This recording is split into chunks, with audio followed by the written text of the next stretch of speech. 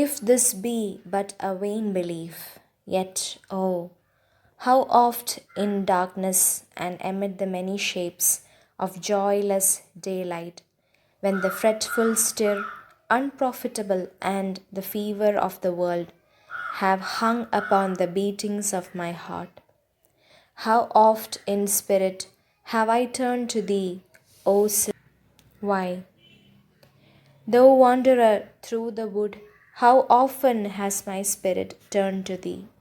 And now, with gleams of half extinguished thought, with many recognitions dim and faint, and somewhat of a sad perplexity, the picture of the mind revives again.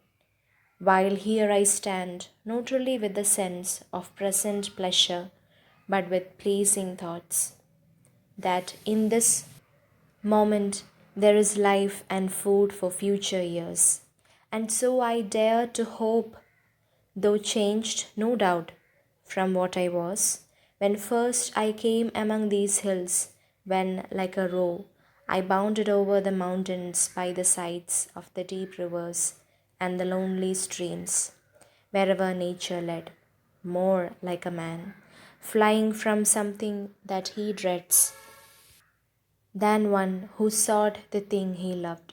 For nature, then, the coarser pleasures of my boyish days and their glad animal movements all gone by, to me was all in all. I cannot paint what then I was. The sounding cataract haunted me like a passion, the tall rock, the mountain, and the deep and gloomy wood. Their colors and their forms were then to me an appetite, a feeling and a love that had no need of a remoter charm, but thought supplied or any interest unborrowed from the eye, that time is past, and all its aching joys are now no more, and all its dizzy raptures. Not for this faint eye, nor mourn, nor murmur, other gifts have followed. For such loss I would believe, abundant recompense, for I have learned to look on nature not as in the hour of thoughtless youth, but hearing oftentimes the still sad music of humanity, nor harsh nor grating, though of ample power to chasten and subdue. And I have felt a presence that disturbs me with the joy of elevated thoughts, a sense sublime of something far more deeply interfused, whose dwelling is the light of setting suns, and the round ocean, and the living air, and the blue sky, and the mind of man, a motion and a spirit that impels all thinking things, all objects of all thought, and rolls through all things. Therefore, am I still a lover of the meadows, and the woods, and mountains, and of all that we behold from this green earth, of all the mighty world of eye and ear, both what they have created and what perceive, well pleased to recognize in nature and the language of the sense.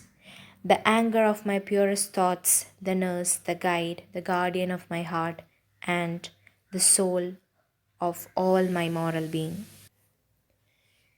The poet remembers how often he has revived in his mind the memory of the landscape with recollections of memory.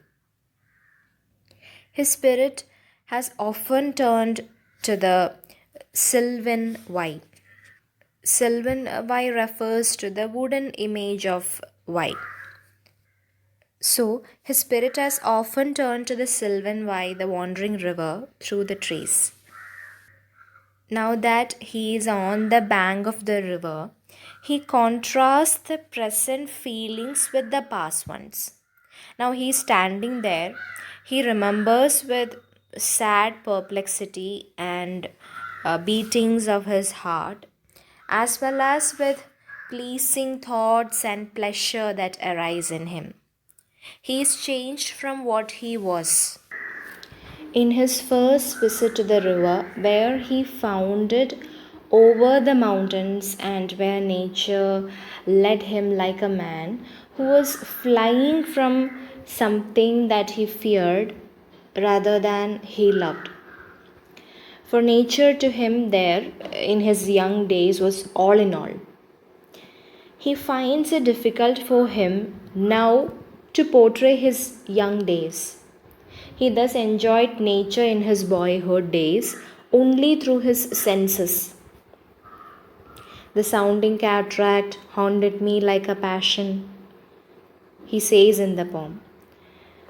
The nature and the scenes, including the mountain and the colors and the forms, become a source of feeling and love for him.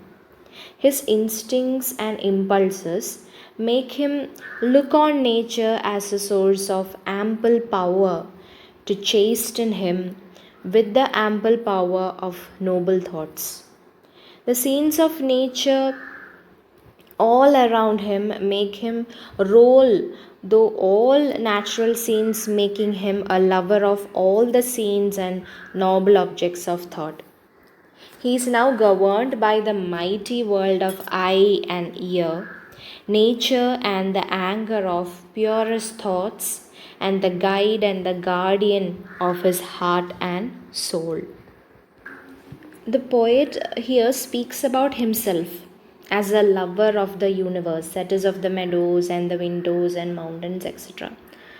So, Wordsworth tells us here that he recognizes in nature not merely the pleasure and delight of scenes and natural sights, as well as a guide of feeling in the heart, but the soul of all his moral being. What Wordsworth stresses here is that the natural scenes offer consolation to him through the gate of his own perception and phenomena that present themselves to him through his memory of experiences of nature that are ordinary and also mysterious at the same time.